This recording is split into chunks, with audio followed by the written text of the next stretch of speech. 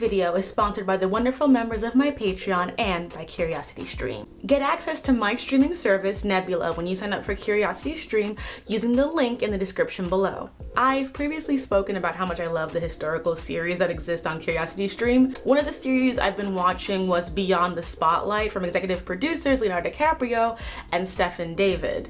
Switching up from my historical stuff. Each episode features conversations with celebrity icons focusing on their personal lives, histories, and inspirations. I love watching stuff like that between the Scotland Yard true crime docuseries and Stephen Hawking's Favorite Places. I just love hearing people talk about their lives, and I'm so glad that CuriosityStream has this kind of platform where people can find this kind of information all in one place. And if you support CuriosityStream and Nebula, it is a great way to support my channel and educational content as a whole on curiositystream.com/MediaThePendulum for just $14.79 per year. And as long as you have CuriosityStream, you will get access to Nebula for free. And you know I love a deal, and even though it's not free 99, that's pretty good. As a servant to the almighty YouTube algorithm, Nebula has become a really great place to support creators, and as someone who loves to like rant and nerdy talk about topics, I also live in complete failure of like the algorithm just being like, oh, you're doing something different, sis, let's just not promote this at all. So Nebula has become sort of a second channel for me and able to put up extra content, longer content, and certain interviews that might mess up with the algorithm on YouTube. So if you are a fan of me specifically and my work, especially my older rantier videos,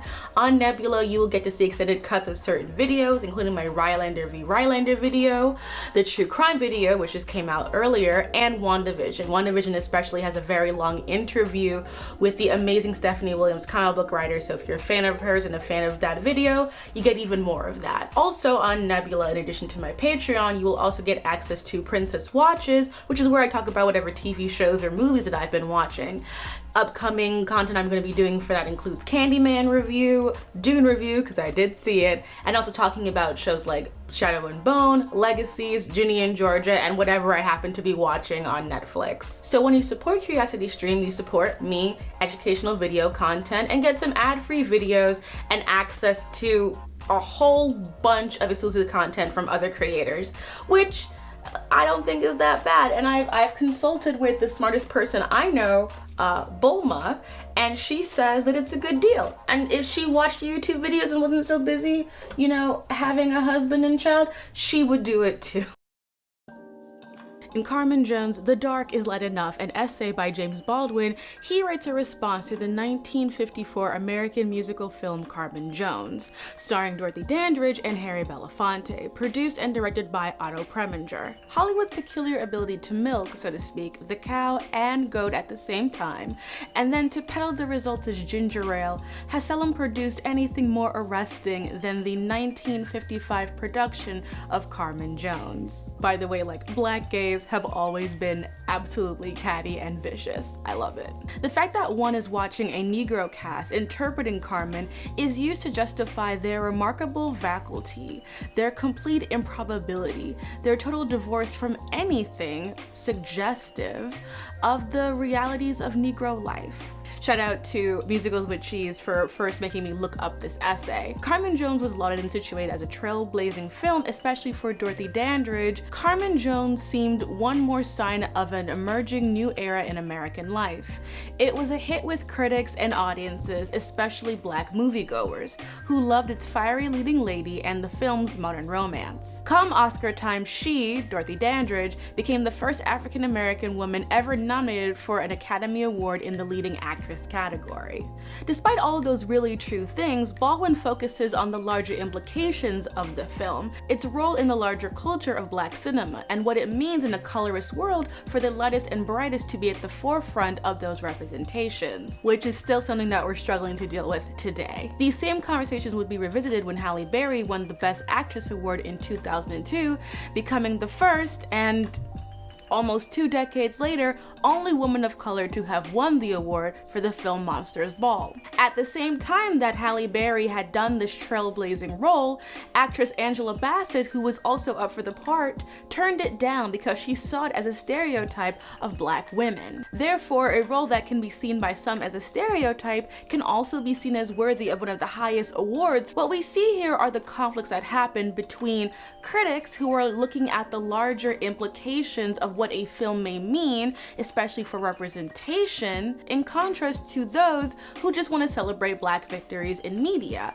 or any kind of marginalized representation in media. This is not a small thing, but there is a difference between these two perspectives. In this dynamic, we see a lot of difficulty of being a marginalized critic and how that criticism can be responded to by various audiences, but especially audiences in your own community. Originally, this video was going to just be about black criticism, but as more things started happening at the intersection of my blackness and queerness, I decided to expand the perspective of this video just a smidge, because I do think that within any marginalized identity, these conflicts happen. And while I'm speaking from a black perspective, I'm sure this is true from any other marginalized perspective. And in all of this, we see a lot of discourse about creators of color feeling stifled by the hypercriticism they receive from their communities.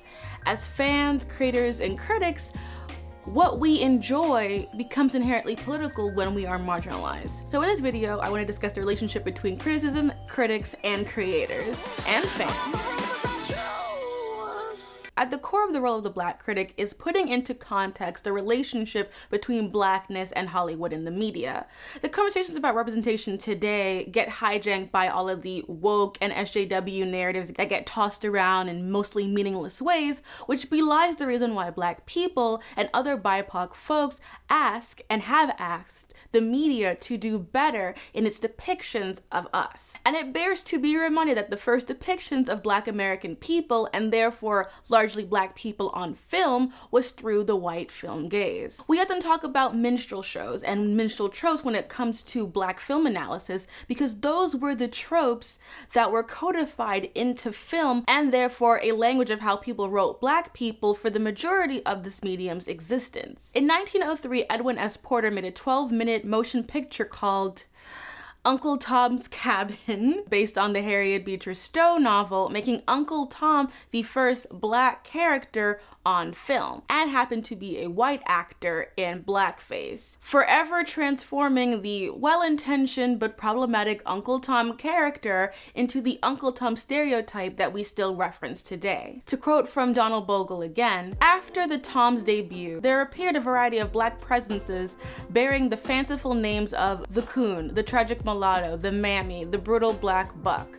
All were character types used for the same effect, to entertain by stressing Negro inferiority. None of these types was meant to do great harm, although at various times individual ones did. All were merely filmic reproductions of black stereotypes that had existed since the days of slavery and were already popularized in American life and arts. And then these were the roles that black actors would be forced to assimilate themselves into for the sake of making a living. Add to that the fact that production codes in America purposely wanted to ensure a film success in the South, and therefore black people were not allowed to have certain roles. Hence, you don't want the Negroes getting uppity and thinking they have the right to be next to my last Claudine or whatever the fuck. As a result, the dominant image of black people in America was long based on stereotypical images that only showed black people in marginalized positions like cooks, drivers, butlers, and other forms of service work, and then if not that, criminals. Due to this, many black actors found themselves on the opposing side of groups like the NAACP, who were fighting about what this kind of representation did to the perception of black people and to the black psyche of those watching. What does it do to be told that your place is below? Service, unworthy, childlike, ignorant. There's an emotional impact to that kind of representation. Unfortunately, as is still the case today, many actors of color felt as if they were being asked to deal with these issues without considering their own struggles. Hattie McDaniel famously said that she makes more money playing a maid than she would at being a maid, and she did put a lot of her money into supporting other Black works. But what this did was lay the foundation for the role of Black criticism within Blackness, to not only look at the issue of representation, which can sometimes simply mean putting a Black face or a brown face in media, but how that representation is treated as art. Being a Black critic, in my experience and from what I see of my peers, is often like getting attacked on all sides. We are both undervalued as Black thinkers and overwhelmed by people telling us that we're wrong and biased because we are Black, and therefore what do we know? We're just having wild Negro thoughts. And when we are critical of media, especially non-Black media, we are perceived as being haters. I think of critic and essayist Angelica Jade Bastien, who has done amazing reviews for Vulture and is often called a hater for her artful way of vivisecting a movie with her words. That woman is brilliant. Even if I do like a movie that she dislikes, I enjoy reading her work because she's just a very brilliant essayist. And within the industry, Black critics often don't get screeners for big movies unless they're attached to an outlet. They're not picked to do big interviews, even with Black talent, and in general only look to provide commentary about Black things, mostly during either Juneteenth or February, and not thought to have a wide scope of interest and things to talk about. We are both expected to be experts on our race and ethnicity and nothing else, but even so, we can't be trusted because we're Black and we're biased, and therefore, yeah, it's ridiculous. What we get hyper attention for is our feelings on Black media, which instantly puts us in a position to be the arbiters of Blackness rather than people having a critique on a product. We don't get asked to review media, we get asked to review Blackness, which ignores that we are not a monolith. Blackness is not a monolith, and good representation does not always equal good or meaningful art, because good representation is a layered topic, and we as Black critics should be able to talk about the difference and to have disagreeing opinions on what that looks like. But we'll get into disagreements in the next section. This difference is an issue that always comes up with sort of popular but not great creators like Tyler Perry and Kenya Barris. People know Tyler Perry through his Medea movies, which were exceptionally prolific in the 2000s. I was exposed to them because I went to all Black schools for the majority of my life until college through the VHSs of his plays. And through his plays, he ended up building a massive media organization and has made movies that I think are complete and utter dreck upon the earth, but they are liked, so cool. Kenya Barris is a creator I have harped on a lot. He has made some just very thoughtless, troubling content, and accusations of colorism have been thoroughly blacked up by the material and have been inspiring the Netflix casting circuit because they are paper bagging it like crazy. Barris is best known for the ABC sitcom Blackish, which tells the story of the Black American Johnson family, an affluent multi-generational family living in California. The series has had two spin-offs, Grownish and Mixed Dish. I've never watched Mixed Dish, will never watch Mixed Dish. Tracee Ellis Ross, you're very talented and we know that you're mixed, but like, did you have to do this product? No. More recently, his Netflix show #BlackAF came out and got a lot of mixed response from Black critics. Now, #BlackAsFuck was originally renewed and then taken away. He's gonna do his own thing on, I think, BET Plus, which, you know, go where your market is, that's fine. But recently, when Barris addressed this controversy in an interview, he said, among the show's more vocal critics was Charlamagne the God, who ripped #BlackAF on his popular Breakfast Club radio show, telling listeners it was like, quote, white people doing a bad impression of Black people, end quote.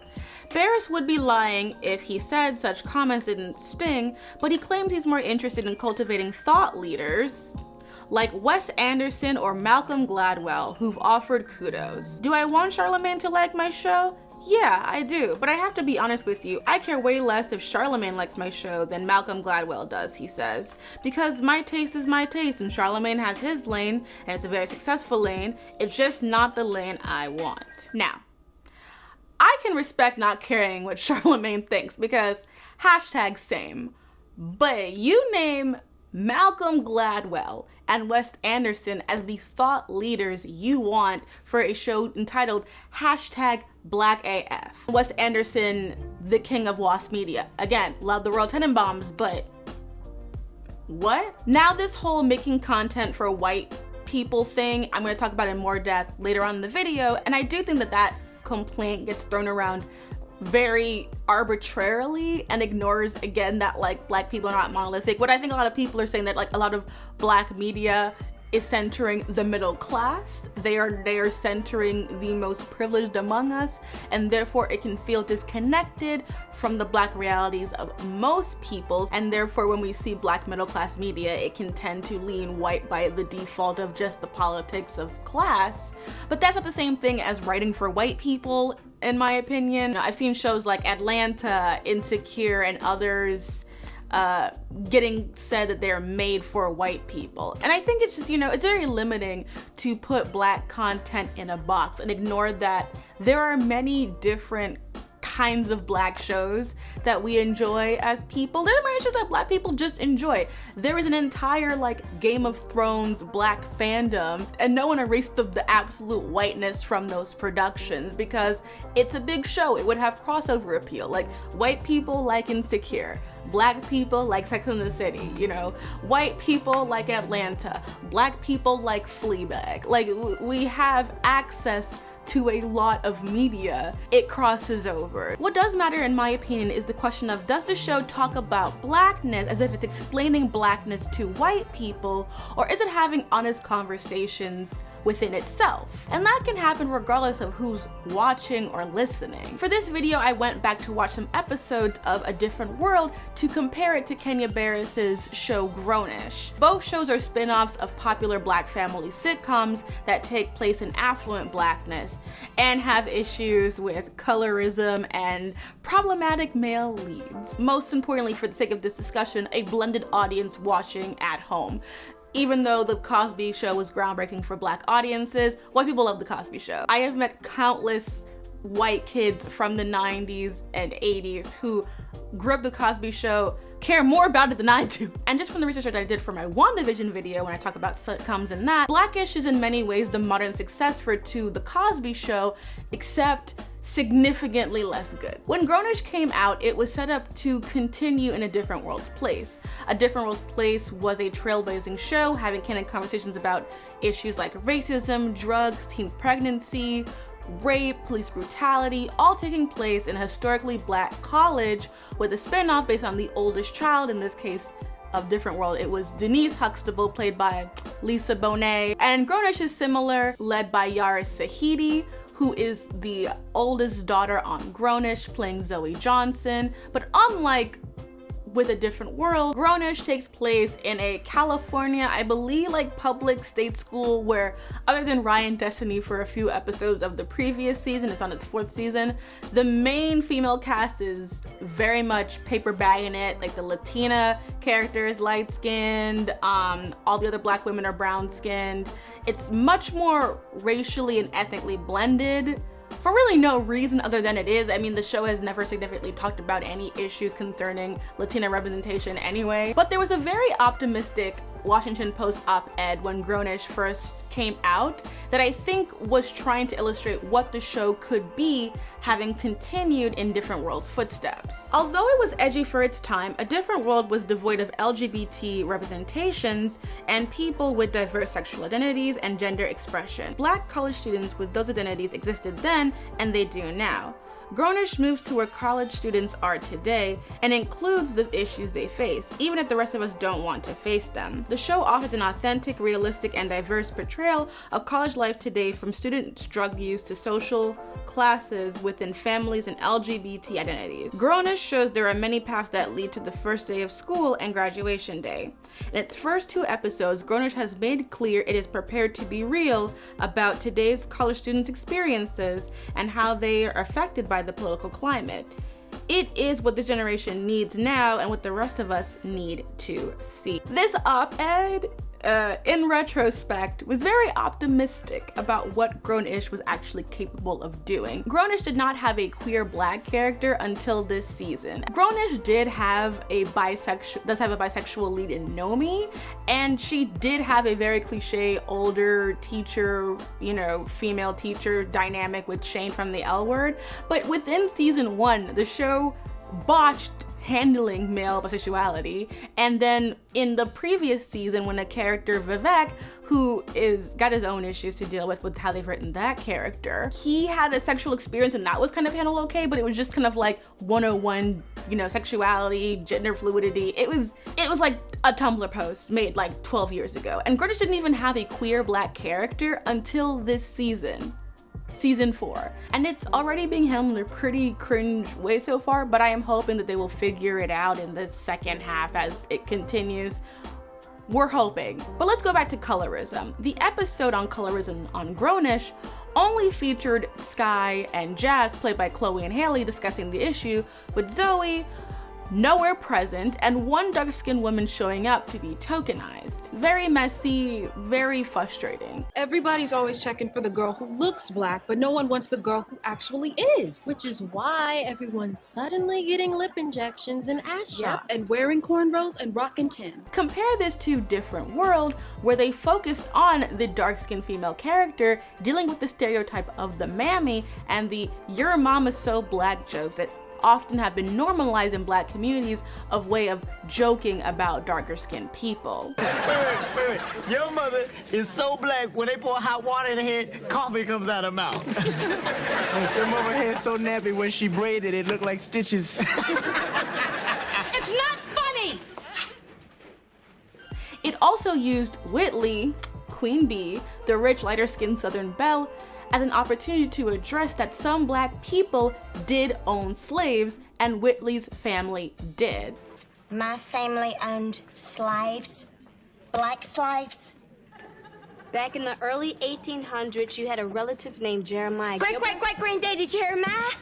He was a freed slave. He got rich from making cotton gins. And part of his wealth went into buying slaves. Grownish would never have this kind of conversation. I mean, it was so cringe to watch in the colorism episode, just the way it doesn't understand how any of these dynamics actually affect people. Most recently, Grownish did a 2-part episode on police brutality, and it was severely terrible. It was severely terrible because it quite frankly did not have the range or the depth to have this discussion, and ended up focusing all about the white fragility of Nomi and talking about a relationship that none of us care about, and really using terms like "you're a bad black person," and it just does not have the range to discuss these issues because it is at its core an escapist show that doesn't want to be that deep, but it feels as a black show obligated to tackle these issues. And sometimes that's not really what you as a media product need to do. You're fine with the flowery chanting, the bedazzled signage, and the big buttery smooth black man singing strange fruit, but when stuff gets real, you're off the cause. I'm gonna head back to the house too. Normally I'm so down to get arrested for the cause, but if I do get arrested now, then who's gonna feed Luna? Yeah, me too. Like, a part of me wants to go downtown, but the other part of me doesn't want to mess with those rubber bullets, so. Look, I get if you wouldn't come with us, but I gotta warn you, it's gonna get a little crazy. Oh, yeah, no, I'm not going with you. I know my strengths, and staying out past a government-enforced curfew, unfortunately not one of them. Especially when you jump into the topic of the week every week, while having nothing of substance to say. Not every black show has the range to elevate these conversations beyond a Twitter thread that you saw from a much more charismatic person online. Yet when these conversations arise, it can sometimes lead into this idea of elitism, and that we should allow black media to be okay or mediocre. And to be clear, I am absolutely here for there being meh black media. That's fine, it is good representation, but then we should be able to acknowledge that it is not good. It is not helpful to say that we need to have mediocre black media and not acknowledge that it is mediocre.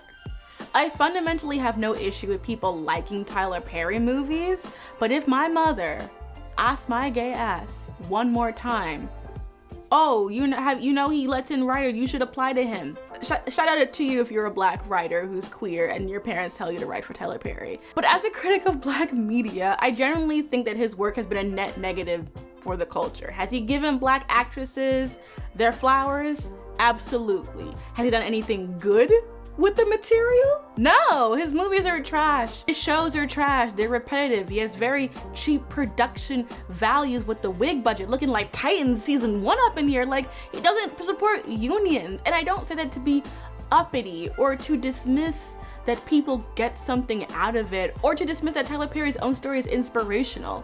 But that doesn't make it good art, especially when we do have great, amazing, exceptional Black creators out there constantly doing the work. To pretend that the bar is so low that we need Tyler Perry still. And I think it's important that as we broaden up who is a critic and what we describe as a critic, that we still remember that it's a job, that it is a skill, that isn't that you have to be knowledgeable in to have an actual contribution to.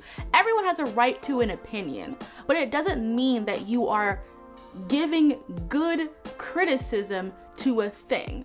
Doesn't mean that you're wrong, but there is a difference between good criticism and bad criticism. The term good faith argument comes up a lot in discussions, so I think just moving on, I want to make it clear what good faith means in this context and bad faith. So, a good faith argument or discussion is one in which both parties agree on the terms on which they engage, are honestly respectful of the other person's dignity, and follow generally accepted rules of normal social interaction, and genuinely want to hear what the other person thinks and has to say. Key point. Genuinely wants to hear what the other person thinks or has to say. A bad faith discussion is one in which one or both of the parties has a hidden, unrevealed agenda, often to dominate or coerce the individual into compliance or acquiescence of some sort, or lacks basic respect for the rights, dignity, or autonomy of the other party. Someone who's engaging in bad faith came into it angry and intends to leave angry no matter what you say, regardless of any good points made. So what I wanted to talk about in this section, and I'm putting down my transcript to just speak to you as my own self, is the pure Melina Princess experience. From here on in, I shoot without a script. See if anything comes of it instead of my old shit. I think what matters a lot to me when it comes to good and bad faith criticism is this idea that like people can like something, they can hate something strongly, and it's okay. It doesn't have to mean anything deeper than what it is. And I have come to this conclusion, and I talk about nuance a lot, simply because as someone who used to be young online and have a very different mindset of like what you like defines who you are as a person, it is very destructive to you because you don't really know how art will affect you. You don't necessarily know how you're gonna connect to something. And sometimes when you don't know how to form the thoughts that you have, and you don't have the language to express yourself, you lean into hyperbole and you start creating bad faith arguments in order to dominate a conversation, or you use something that can easily shut down conversation rather than actually thoughtfully express why you dislike something. So that even if someone disagrees with you, they can be like, huh, they have a point. Oh, that was a good point. I never thought about that. It is easier to just be like, no, if you like this thing, you're a bad person. And I remember feeling that way about Sucker Punch. To reach your own paradise, just let go. What you're imagining right now, you control this world. So, if you've been following me, if you know me, you know that I am an apologist for Sucker Punch. I plan on talking about it when I do that Snyderverse video. It's coming up next, it's happening. But I genuinely enjoy, I would say, 3/4 of that movie.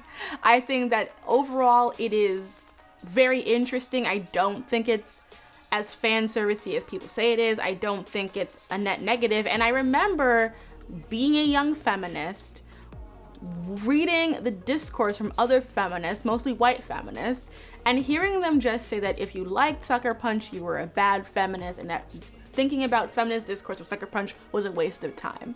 And at that age, I felt like, okay, well, if they're saying this about this media that I like, and I'm a feminist, and I want to be a good feminist, then I have to acquiesce to this point. And rather than actually think about why I like Sucker Punch and put it into words, I just let myself get frustrated, because that was easier for me to just be like, these white feminists always want to just dictate what feminism means to everybody. I mean, they do. But I had to eventually, and I have, realized why I like Sucker Punch. There are things I like about it. They're disagreements that I just have. I just do not see, in some cases, what people think. And that's okay. But I also know what it's like to feel very strongly about something where people like it. And you're like, am I wrong? And therefore feeling like you have to either change or double down. That happened to me with the Harley Quinn animated series. Started something huge. I know y'all love that show, but I hated it. I hated the first season of it. I still think it's not good. I got screeners to see Harley Quinn, the animated series, and I was like, all right, let's see how it's gonna be. I had sort of my doubts coming into it, and I can say that in the beginning, I engaged in the show with bad faith. And I can admit that now, but I didn't recognize it at the time. And what I mean by that is that I was coming into watching the show with irritation, because full children transparency, I don't really even like Harley Quinn like that. I saw Harley, I saw Ivy, I was like, sapphic, gay, let's go. And I think as I was watching it the first time, my overall frustration I had with the show was that this is still how we're writing Harley now. This is boring to me, and I don't think this humor is for me. And yes, I like Rick and Morty, but I don't think every Rick and Morty episode is great. This season has not been good, and I think that cringe humor is different for everyone. And for me, as I was watching Harley Quinn the first time, the stereotypes that were being perpetuated, especially the stuff with the penguin. I'm not gonna get into it too much. Maybe another video if you guys really want that. But to me, because the humor wasn't really hitting for me, I don't have an attachment to Harley, and I felt as if the story wasn't moving the needle on what I feel like a Harley Quinn product should look like today. It really didn't do anything for me, and therefore the negative rose to the surface very easily, and I wrote a very scathing review of it, and I remember putting it into pending, scheduling, and thinking, I cannot wait for to read other people's like reviews of the show that they're all gonna think it's terrible, and then everyone else loved it. And for like almost a full year, I was like, I was so stupid, I was wrong, what's wrong with me? And then finally my girlfriend wanted to watch it, and like people were like, my brother would text me things, my best friend Erin would send me TikToks of the show about how funny it was, and I'm just like, am I crazy? Am I just not cool anymore? Do I not get it? Am I not down with the sickness? Oh, why am I like this? This is what I sound like without a teleprompter. Don't worry, we're wrapping this up soon, and then we'll get back to scripted media. And so I got frustrated with myself, and then eventually I did decide to rewatch the entire series, the first 2 seasons, especially after Harley and Ivy became a thing. I was like, I gotta see how this happened. I still don't like season 1, but I was able to see the biases that I had in it that was dealing with the expectations that I had for the show. You have to remember, at the time that the show was announced, they had already said that Sanaa Lathan was going to be Catwoman. I don't know how that ended up being news for 2 different cycles, but that was already supposed to happen. I was expecting it to be gayer. I was expecting it to be more female focused. And knowing that it wasn't, as I rewatched the first season, I was like, okay, I can see how this works for people. I could see the things that made it a show that a lot of people did like, even if I didn't like it. And I thought the second season was an improvement. I don't love it. I still don't think the show is that great, but I get why people like it. And I also was not invested in dragging it down anymore, because I felt like, oh, I realize I don't like it, but if I drag it and I write it in a thoughtful way that is how I feel, then that will make it good. And I do think my criticism was good. I honestly still agree with that review pretty much, except I think that I had to stop asking myself, what is this thing for? Because clearly it's for somebody. I could just have to say, it isn't for me. And that's so hard for us to say like, this thing may be good, but I don't like it. I don't care for it. And because we can't do that sometimes, it creates a really hard thing. And within marginalized communities, what makes it even more frustrating about this is that it makes it hard for us to disagree with each other without it being seen as like call-outs or infighting or anything like that. It makes it very hard for us to not be a monolith and be perceived as one when we're not even allowed to disagree on media, because if we do, it can so easily be weaponized against other people in our own communities. It's part of why I don't like to talk about Tropic Thunder a lot, because I like Tropic Thunder. I think it works as a satire. The thing about it is that satire is really hard for people to understand, and I don't mean that maliciously, like people are, I'm not saying that in an ableist way, I just mean it's like satire can mean anything to anybody in the right conditions. As long as you live it to me, baby. That's the theme song for the Jeffersons. You really need help. And just because the theme song don't make it not true. Even though I love that movie, I also am very conscious of not talking about it too much, about that I like it, because I don't want that I like it to be weaponized against another Black person who doesn't like it. And just because we are a community, we're a community bound by isms. We're communities bound by the fact that we live lives that are oppressed. We're not best friends, you know, we're not all living the same lives. We just understand that we share a reality. And when we don't allow each other to critique things, we turn what could be thoughtful conversations into clout-chasing achievement races that everyone ends up losing. The fact that it always ends up being a war of our Blackness and not a war of our thoughts especially is what makes it so aggressive. Because I would rather people be debating what I'm saying than people debating my Blackness based on my feelings on a movie. But that's just me though. And it's also important to recognize that like our lived experiences as people are important, but it doesn't necessarily mean that we know everything about a particular topic.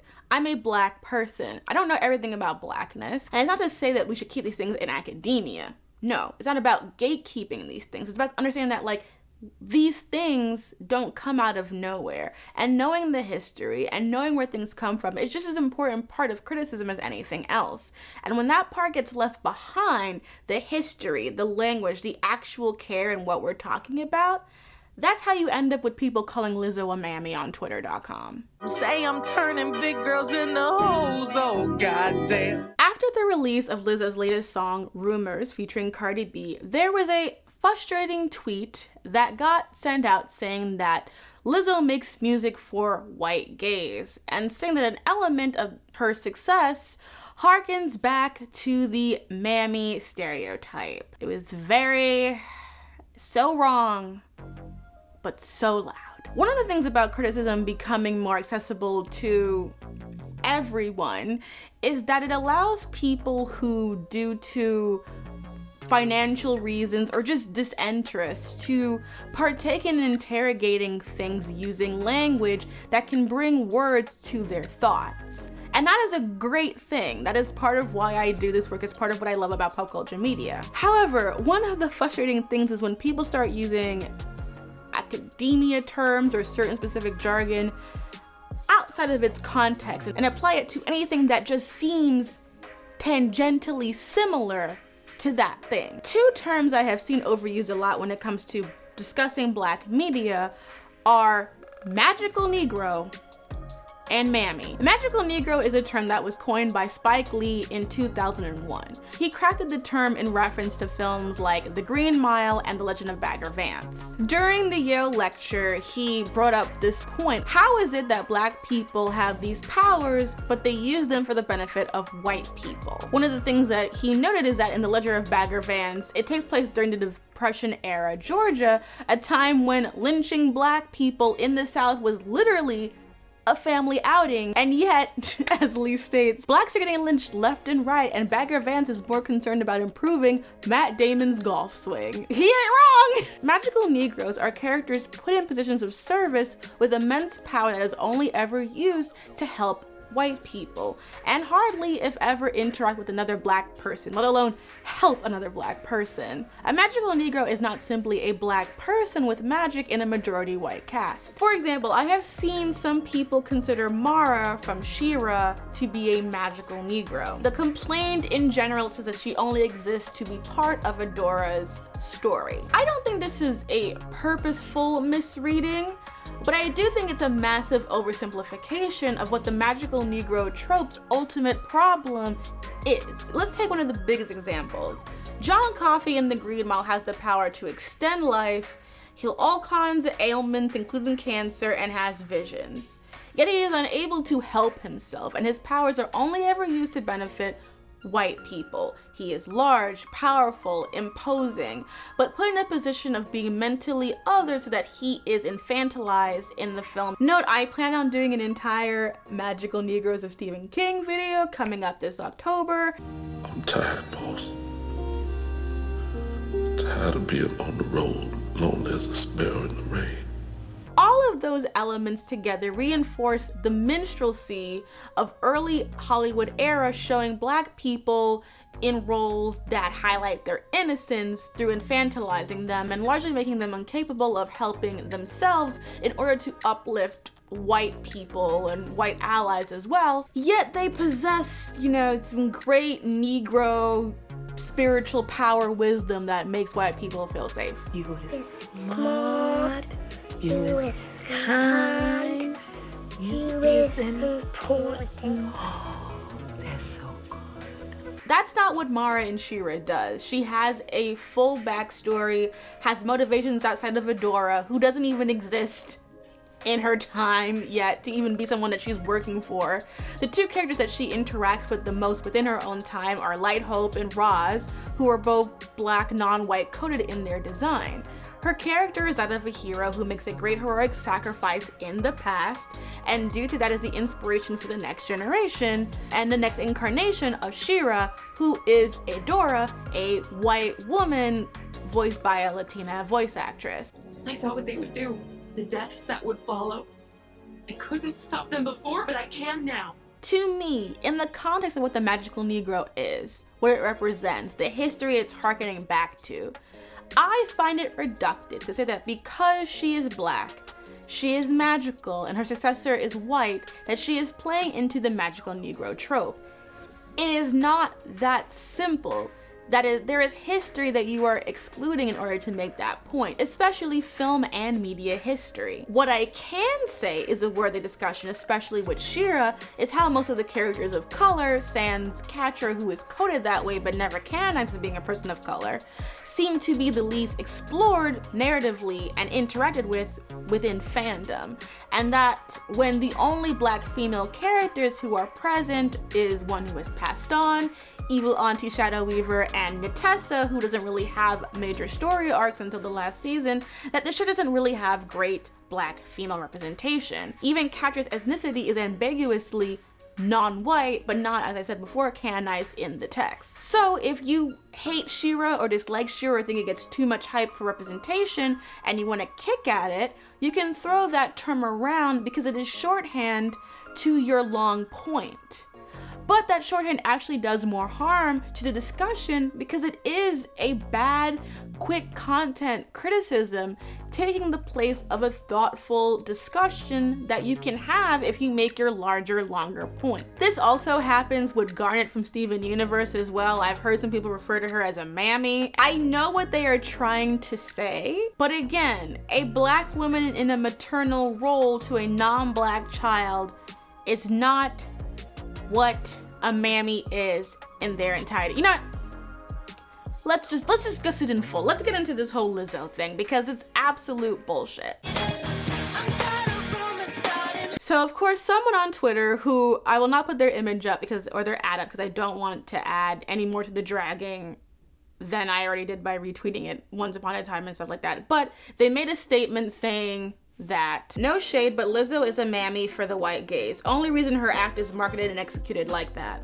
Don't know what that means, but okay, sis. Let's just get into it. In a following tweet, they then went on to put a picture up of this book, which I have referenced in this very video, in order to prove their point. Now, I've been on this book, but I thought, you know, let me just check and see what exactly it says about the Mammy to see if it might offer some insight that this tweeter might have missed. Now, for some context, in this part of the book, the author, Donald Bogle, is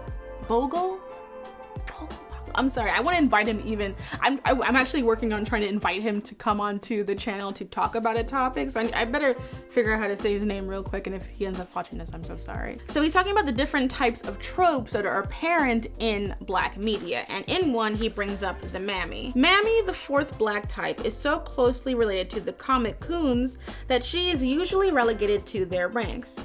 Mammy is distinguished, however, by her sex and her fierce independence. She is usually big, fat, and cantankerous. She made her debut around 1914 when audiences were treated to a black-faced version of Lissisteria.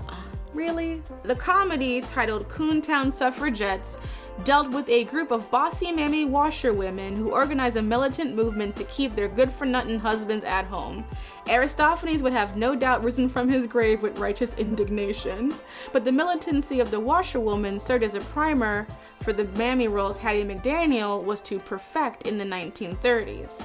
Mammy's offshoot is the Aunt Jemima, sometimes derogatorily referred to as a handkerchief head. Often Aunt Jemimas are toms blessed with religion or mammies who wedge themselves into the dominant white culture. Generally, they are sweet, jolly, and good-tempered, but more polite than Mammy and certainly never as headstrong.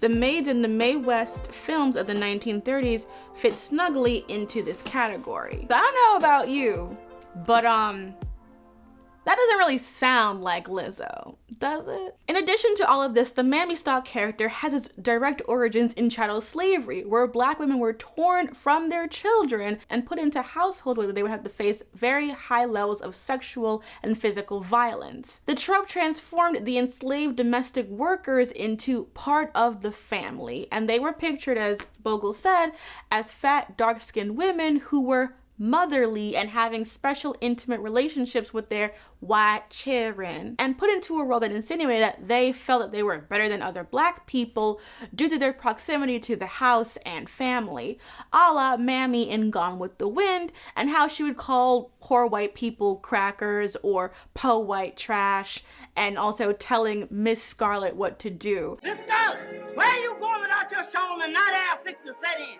And how come you didn't ask them gentlemen to stay for supper? You ain't got no more manners than a field hand. That's to be Miss Ellen done labored with you. Miss Scarlet, come on in the house. So very much the Mammy got treated in media as both a non-sexual woman who took care of white people. Again, I ask you, what does Lizzo have in common with this other than being fat? Because she's not even dark-skinned, okay? Y'all ain't ready for that conversation at all anyway, but like Lizzo's not even dark-skinned. So I don't even know what, because she's fat? So it's just fat phobia. Cool. Calling Lizzo a mammy is a way that people who seem to just not like Lizzo's music seem to justify them not liking it, because by saying she makes music for the white gaze, it therefore makes it her fault that you don't like her music as a Black person, rather than just, you know, you're a Black person who just doesn't listen to Lizzo, you know. First of all, it's not that deep. You're allowed not to like Lizzo's music. Like, it's, the Negro police has other thought crimes to deal with. But invoking a slavery era stereotype to bring a Black woman down because you don't like her music is not only anti-Black and fatphobic, it's also very lazy thinking, especially considering how mainstream Black music is and has always been. You don't think white people sing Formation? You think your best friend Crystal with a K has never said, I like my Negro nose with Jackson 5 nostrils? Cause she has. I went to a Childish Gambino concert and I was surrounded by white people on all sides.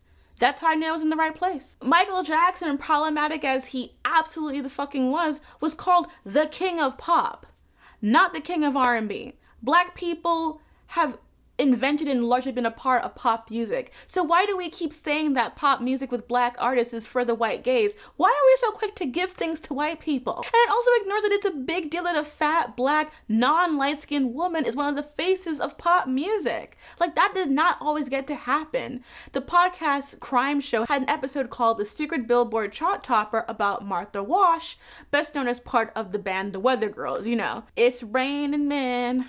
Hallelujah, it's raining men. That That's them. Starting in the late 1980s, her studio vocals were used in numerous successful dance songs, but all without her permission.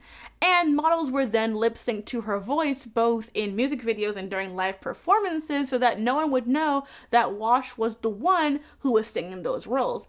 And as a result, she was denied credit and royalties for many of the songs she recorded. And this included the platinum-selling song, Gonna Make You Sweat, also known as Yeah, that was her. And she had been labeled unmarketable due to her weight and therefore was never made the face of any of the music that she actually made. And it was thankfully due to her that legislation was actually changed to make it mandatory to give vocal credits on CDs and music videos. Lizzo is 33 years old, which means that she grew up in this era and is breaking that kind of boundary herself by being loudly herself, which is a big Black woman.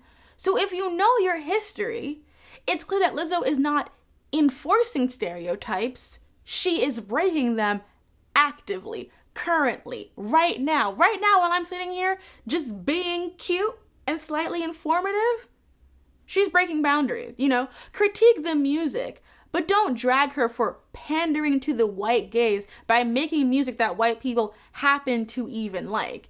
And again, like I said before, why do we even elevate it to that level? No one goes, Paramore makes music for the Black gays, even though we all fuck with Paramore. You know, we're not thinking like, oh, Halle Williams is in the studio just like, guys, you know, I have to do something for the culture. I have to do it for the homies, you know? No one is doing that. No one's like, Panic at the Discos, they make music for the Black gays, you know? Like, we don't get that much credit. We don't get that with all the way we stand K-pop. They definitely making that for the Black gays. It's the kind of criticism that makes it hard for creators to create nuanced, thoughtful things if the very audience they are making stuff for is also so willing to drag them down than actually have a conversation with them about what these things can be. And that can happen by accident or, like all things, just things going really wild on Twitter. Earlier this month, a thread went viral about the dating adventure sim game called Boyfriend Dungeon. Boyfriend Dungeon started off as a Kickstarter and was eventually released by Kit Fox. You play a character who goes to Verona Beach for the summer, vacationing in the summer. What a concept. To stay with your cousin who encourages you to either date or make friends with several characters throughout the game. Each one of the characters you date / befriend become a weapon that you wield in dungeons and become strong enough to tackle your own insecurities, which manifest in the dungeon as technology and all kinds of things. The characters are fairly diverse and all really hot. There's also a cat. You're not dating the cat, you become friends with the cat. Pocket is great. They turn into brass knuckles. Very, very, very mighty and fine. Going back to the thread, the issue the poster brought up was that the game did not have a good enough content warning to let players know that they would be actively stalked by an NPC. That NPC's name is Eric. He is pretty much a jerk off who is every stereotype of a nice guy. He's abrasive, aggressive, arrogant, antagonistic. Throughout the game, he sends you some gifts and a bunch of text to you regardless of if you engage with him or not. He is the main antagonist villain of the game, and he is 100% a stalker. Now, I do not have an experience with stalking, but I do understand how this could be very traumatic and triggering to someone. The issue was that while there was a content warning at the beginning of the game, it said that the game referenced stalking, which made some people believe that the stalking element was part of the backstory, referencing it, and not an active part of the game. When Kit Fox saw this and was asked to address it, they did, saying they would update the content warning. When that was shared on Twitter, there were other users pushing back against the inclusion of that content in the game at all, and it became a much larger conversation about content warnings, and also from a creative standpoint, how a lot of LGBTQ creators feel stifled by the hyper-critical nature that can exist within the LGBTQ fan community of any product. And I will say that extends towards Black creators. Let me start off by saying that I am pro content warnings in general, and I totally understand where this person was coming from. I think people should not have to engage in things that are triggering for them. As someone who is deeply triggered by hangings, it can be deeply frustrating for me because they are such a common thing in media, in all kinds of media, but hard to warn about because it is usually a spoiler. Now, I have seen all kinds of conversations about this game, people who really connected with it. I ended up buying the game because I thought the conversation was interesting and I wanted to actively play it to really have a thoughtful conversation about it. I really enjoyed the game. I thought it was fun. I did date everybody, and then, you know, date the cat. Not actually date the cat. You don't date the cat. The cat is your friend. Befriend the cat. I thought that it was fun to be able to bond with the different characters. I definitely think Rowan was my favorite. They were very cute and witchy, and it is inclusive of non-binary folks. You as a character can identify as any gender, and 2 characters are canonically non-binary, so that is very inclusive within the game. Even with the element of Eric, I knew that that was coming, so because it's not a trigger that I have, and I knew it was coming, I wasn't bothered by it. But again, even that element of the stalking, and if it's handled well in the game, has been up for discussion. I've seen disagreements about if the game truly handles stalking well, because there are some who feel like the game is too empathetic towards Eric at the end, and others saying that the experience was cathartic as people who have been in toxic relationships and wish they had a game like that. And I think what that comes down to is survivors are allowed to feel how they feel as individuals about this topic, and those feelings are allowed to be different. Everyone's relationship to it is different, and sometimes these conversations can be less about like, I found this triggering and I want to warn people who might be triggered by this, to one kind of survivor is right for feeling one kind of way about things. And I think that's very problematic. Not problematic, I find that very reductive. One of my favorite things of the latest seasons of Tuca and Birdie is Birdie's in therapy, praise God, and you know, she's dealing with the fact that she has some very kinky sexual feelings, and if that is connected to her sexual trauma or not. And that can be a question that many survivors deal with. I'm not very vocal about being a survivor on here because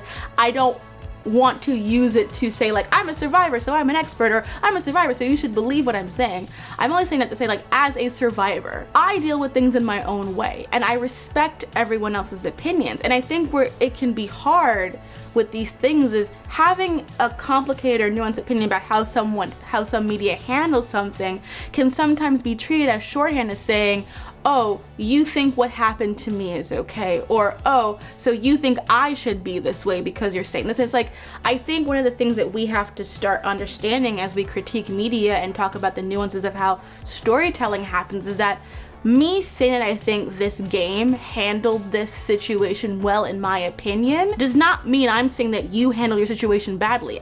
I don't know your situation. We don't know your situation, and no one is talking directly about your trauma. Writing about something is not endorsing it. Toni Morrison in The Bluest Eye is not endorsing white beauty standards by acknowledging that Black people internalize white supremacy. We internalize white beauty standards. LGBTQ folks and BIPOC folks want to tell messy, complex stories that have messy, complex morals. We are allowed to disagree and critique those things, but I think it's extremely important to realize when we put something on a pedestal. When it comes to Boyfriend Dungeon, I did see some complaints on Twitter that it didn't have good ASAP representation. And when I posted the spoiler for this video with Boyfriend Dungeon, a commenter named Chris, thank you Chris, said that they had a good experience playing it on a no romance setting. And they had the following to say about that experience.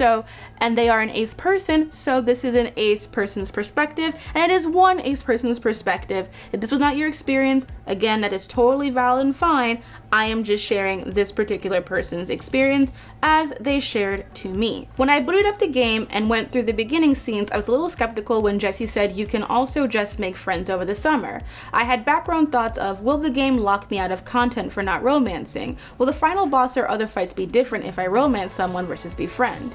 But I was mostly focused on having fun, and fun it was. The roguelike dungeons were actually fun, and I didn't feel frustrated when I died and went back in. The music 100% slaps, and when I beat the game, I was genuinely wishing for more of it. Same. But the best part was that the game really meant it when it said I could keep things platonic with everyone. I didn't feel like I was forced to choose. And while I was playing, I didn't feel any romantic tugs towards most of the romance options, and they described a bunch of the options. The friendships I made in the game felt like I was making in real life. We talked, we laughed, we hung out, we butt heads, but we help each other through the tough decisions to make. And those friendships didn't block or hinder any content in the game. The game was right. I could spend that summer in-game either making friends or finding a partner. I was so attached to them that I got misty-eyed at the end of the game during the final beach cutscene. Also me too. I wish the game was longer or had an extra story DLC because it became a comfort game for me. And yeah, this was my 100% friendship run of Boyfriend Dungeon, and I'd play it 100 times more in a heartbeat. I really like this because I felt the same way even though I did it on a full romance run, and I think it is true. The game may not be perfect, and I mean there are critiques of the game definitely to be had, and I think there are very thoughtful critiques. I think that person making that comment on that Twitter thread was saying a really valid point, especially because the content warning you don't even get until you've bought the game. So if you're like me and you play on Switch, you were gonna be screwed because you couldn't return it. So I absolutely think that the person was making a point about making content warnings well worded, very clear on what's going on so that you can understand what's going on.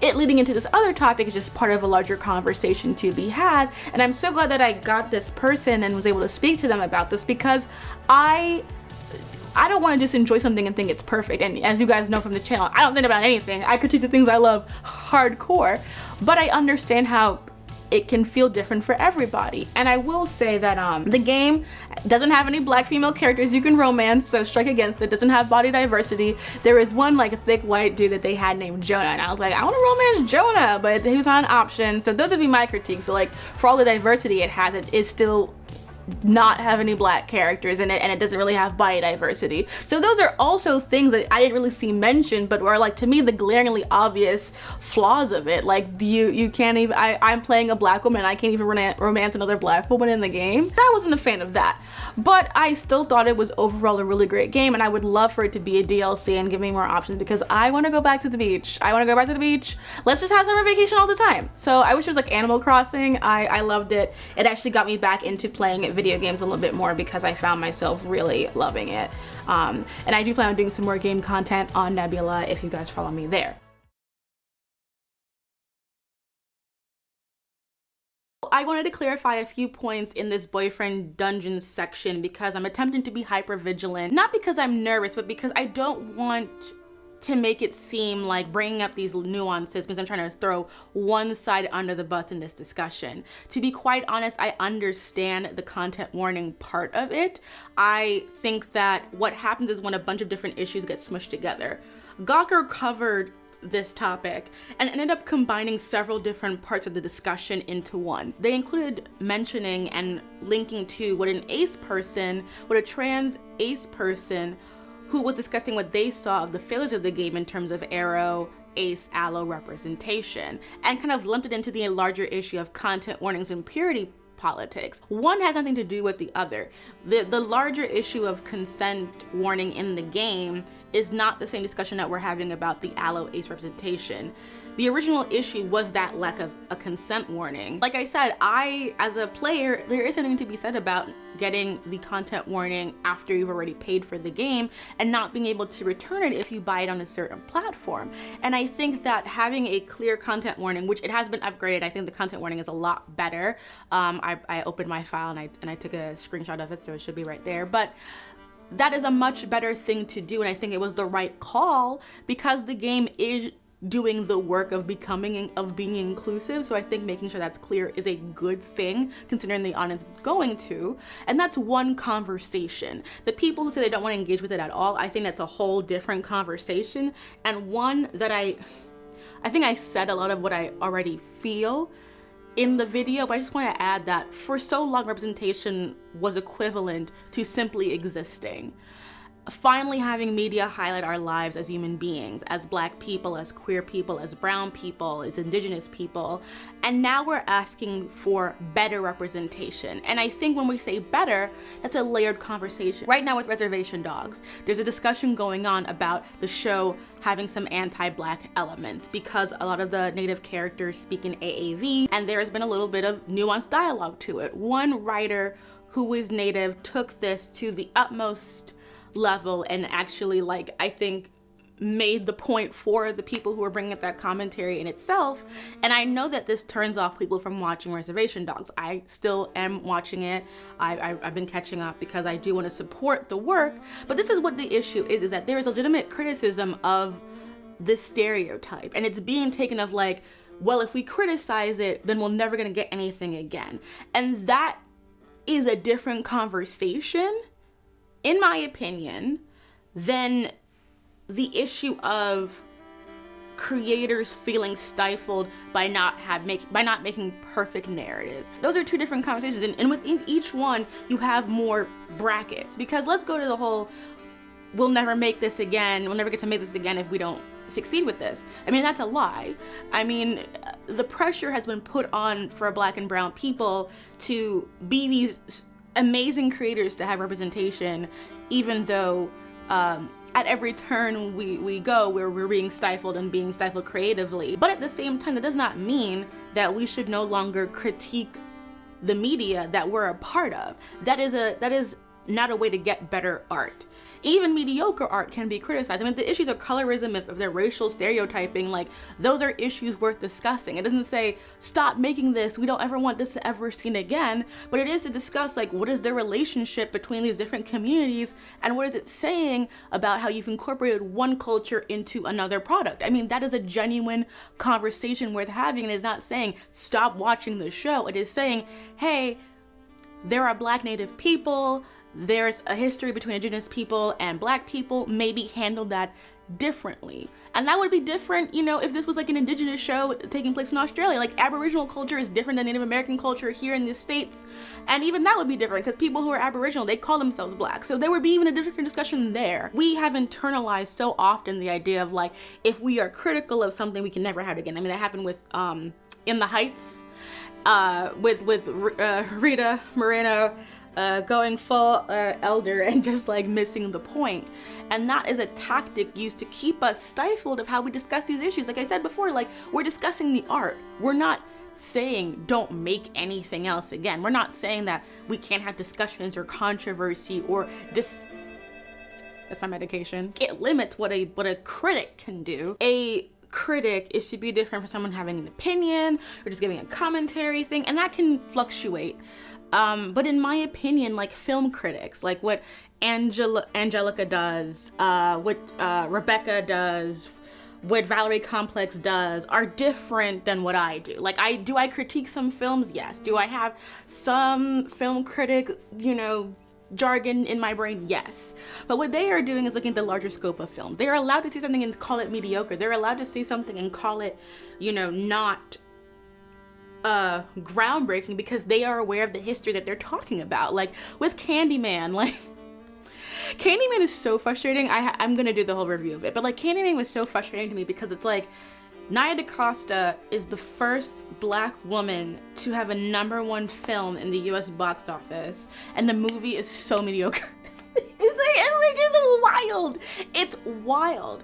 And yet it has to be this whole, and I would see tweets talking about like she stuck to her guns and the vision and I'm like, the movie got like blown apart by like the next thing that came out, which was Shang-Chi. Like, we create these narratives of empowerment that have nothing actually to do with the artistry behind the scenes. We sometimes we can use representation as the barometer of goodness in a way that is actually not productive. Like, having recently, like with my movie group, we watched Badlands. You watch Badlands, you watch Thelma and Louise, you watch Bonnie and Clyde, then you watch Queen and Slim. And you see that even though it's great to have chocolate people in the role, that the story, the narrative was just not there, was not really good. And that we are allowed to say that without saying that we don't want any more heist movies, without saying that we don't want any more like, you know, crime dramas. We're just saying that like when you look at the history of what this genre has been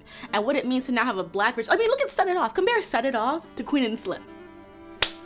Set It Off is amazing. Set It Off is emotional. Set It Off is exactly what you want from a Queen and Slim, you know. And to pretend that we don't have the difference, to pretend as if that the milestones haven't been made, is to reduce black film history, to reduce queer history. Because you know what, like, justice for Pariah, justice for all of the amazing lesbian, black Watermelon Woman, all of the amazing queer media that has been made by black and brown people that don't get to be in these representation conversations, that are complex and messy and frustrating at times. And yet we have to have these very belittling conversations. And it's not just about existing now, it's about variety of stories. And this will just not be the same for everyone in the community. The standards are changing, but they should be changing because now we're in a completely different place.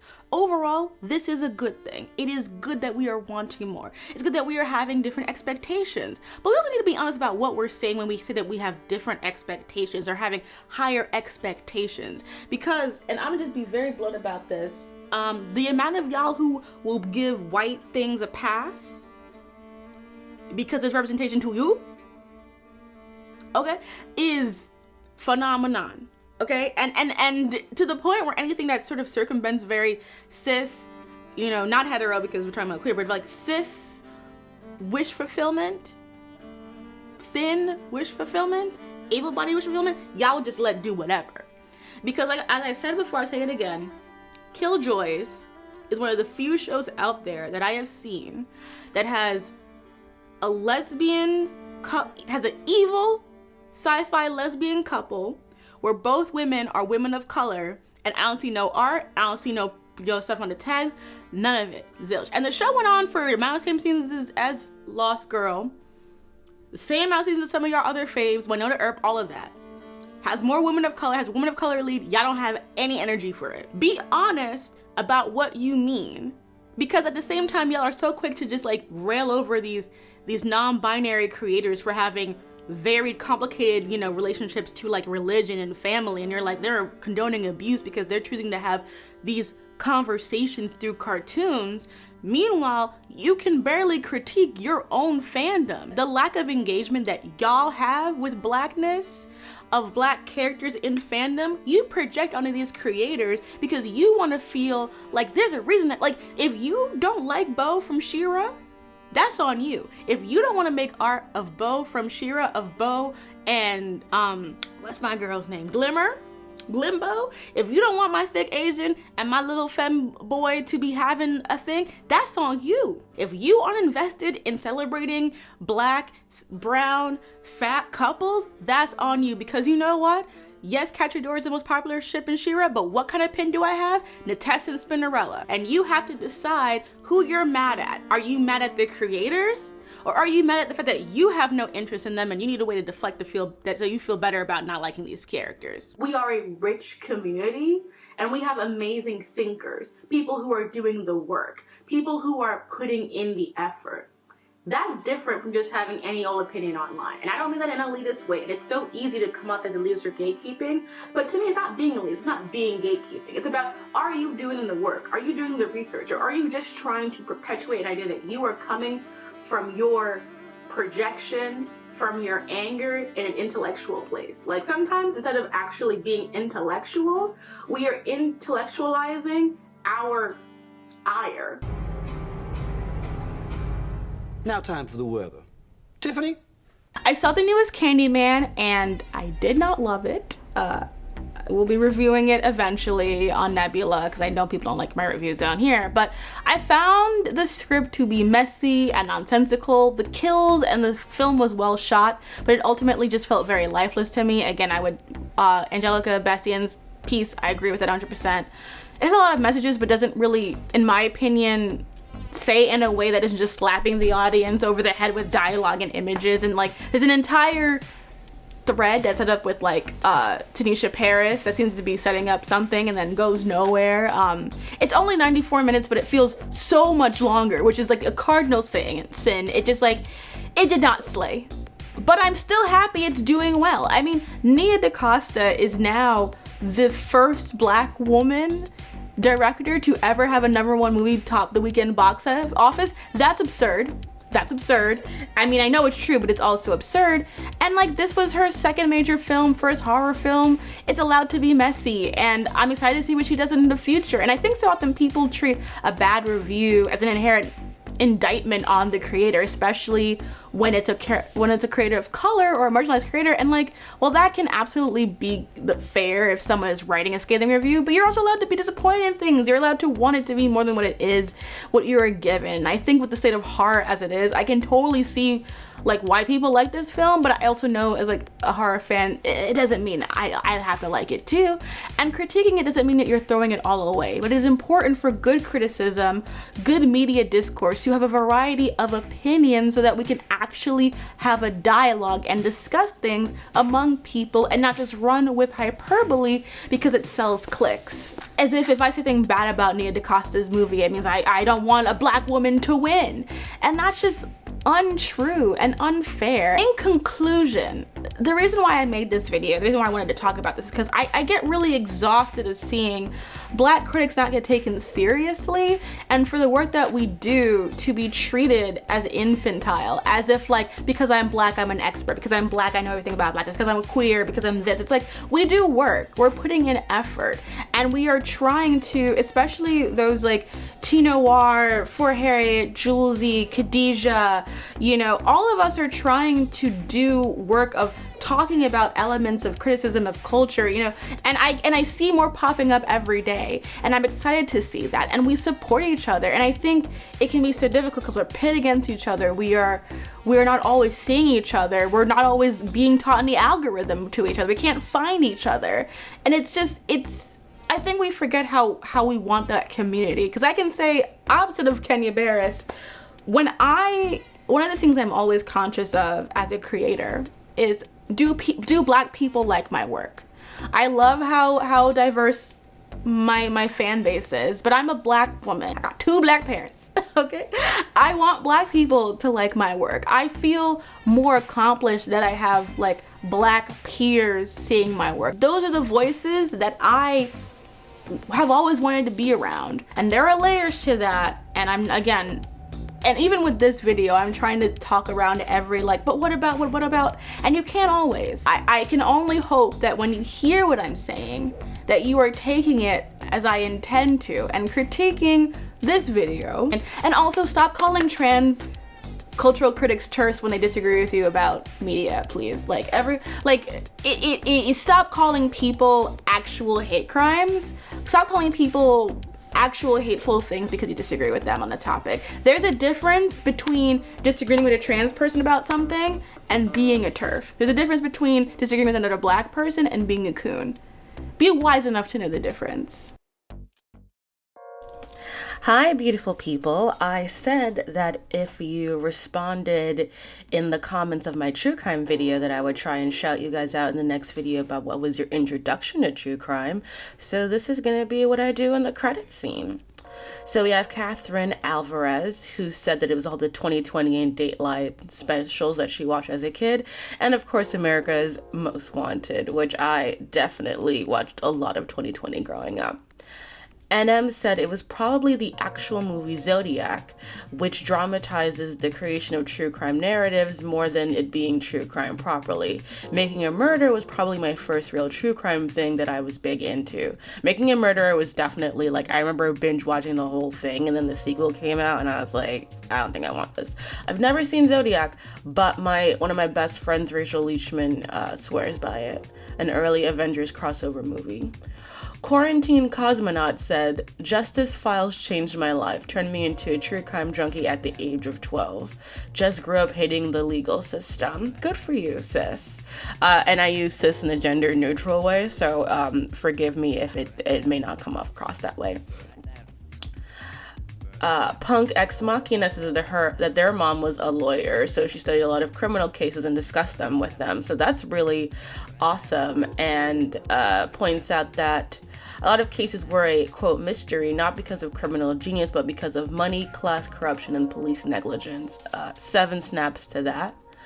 Laura M. said reading True TV Crime Library in the high school computer lab when I was supposed to be writing an essay on Wuthering Heights. I mean, you know, a time better spent in my opinion. Sabe Fett said, I remember seeing John Bonet on the tabloids in the grocery store checkout next to me as a child. It haunted me. As an adult, I think the podcast Serial was my intro. I definitely think Serial was part of like a new wave of, oh my God, what's going on in the world? I'm a huge fan of Serial as a concept. I think better people than I have gone through the whole legality of it and how it works as a journalistic thing, but I definitely have been into Serial and I've followed it ever since. MCS Maria 28, Forensic Files, a classic.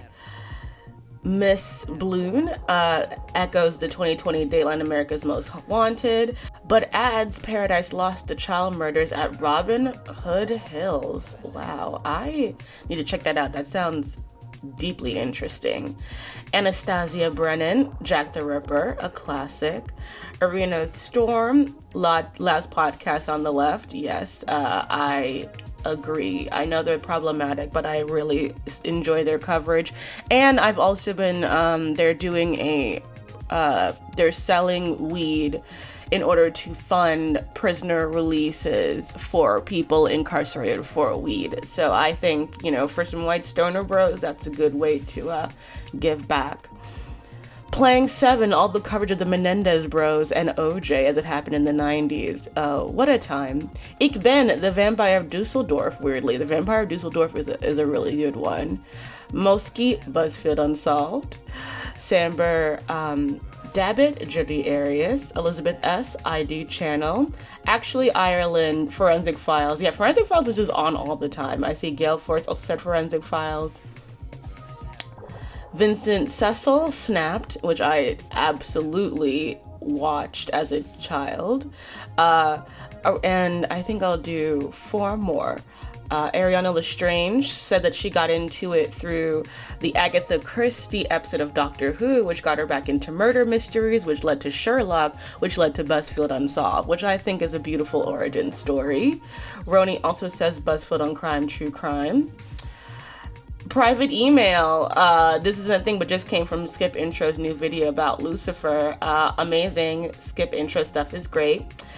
Trixie says, again, you know, the 2020 Forensic File Lord or SVU. Rabbit City, Tokyo Bay, OG Unsolved Mysteries. Books and TV Obsessed Unsolved Mysteries. Austin Dewey says, Abyss, A Tale of Death, A Tale of Life. And the last one I am going to call at Paxton. I was reading Robert Ressler's Whoever Fights Monsters back in the 90s, even got me to doing a forensic psychology degree, which I never used for its intended purpose. Hooray for teaching. Amazing. Well, thank you guys so much for responding. All the comments were really great, and you know, I think it's really cool about how many people are doing stuff and just how much true crime can be both interesting and fascinating, but also there's a lot of bad information out there. So it's good that people are actually looking stuff up and doing their own research now, because there's a lot of misinformation out there. Anyway, check you guys later. See you in the next video.